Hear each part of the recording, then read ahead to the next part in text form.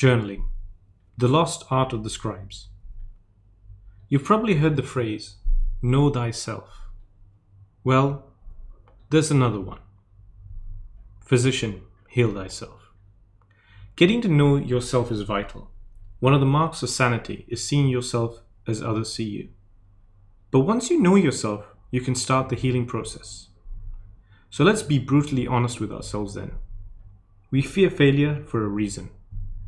It hurts, it debilitates, it humiliates, but it also teaches. Forget what you've learned about failure now. It's not the end of the world. It's actually the time to learn something new. And the only way to do that is by writing it down. You can look back with 20/20 hindsight as to what went wrong. There was a so-called mythical study conducted on the 1979 Harvard MBA batch, where graduates were asked if they had set clear goals, written them down for future, and made plans to accomplish them. The result was 84% had no specific goals at all, 13% had goals, but they weren't in writing, and 3% had written goals and plans to accomplish them. 10 years later, the same group was interviewed again, and the result was absolutely mind-blowing. 3% who had written the goals were earning on average 10 times as much as the other 97% of the class combined. The 13% of the class who had unwritten goals were earning on average twice as much as the 84% who had no goals at all. Writing it down is mystical, putting words into action. It is taking thought and crystallizing it into words, because words are powerful. When you start a project, a new initiative, a new behavior, write it down. There's a saying, only what is measured can be managed. You become clearly aware, you'll see what is happening.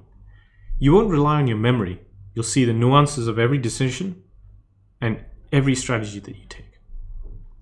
This awareness will help you start the process of change. And the best answers are in the questions themselves. You ask what, when, and why. Okay, so what's the best way to write it down? You can use a tiny notepad, carry a pen and pencil, anything where you can record your thoughts. Nowadays, we carry our phones all the time, and there are plenty of apps you can try. The ones I recommend are Captio, which loads very quickly and sends a note to your email inbox. There's Evernote, fantastic app, an extension of your brain. There's Draft and Byword and iWriter. As you can see, I'm a huge Apple fan, and I would probably be only recommending those which were on Apple platforms. But nevertheless, set aside a short period each day during which your only purpose is to be brutally honest with yourself. Be your harshest critic. Maintain a highly confidential private record of each day's successes and failures. It may only take a few minutes to write down your decisions and responses, but it will create a huge impact on your life. So start by tracking and recording everything. Awareness builds its own momentum, and that's what we teach, awareness. If you want to change behavior, make sure you are aware of things. We have built our habits, both good and bad, over time. They've become instinctive to us. Have you heard of the candy experiment?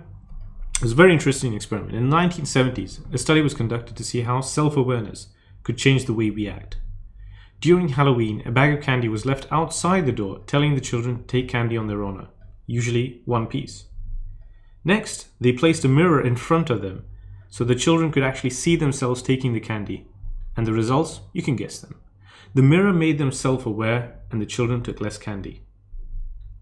Risk comes from not knowing what you're doing. The more you're aware of things, the more you know what you're doing, the more risk you reduce.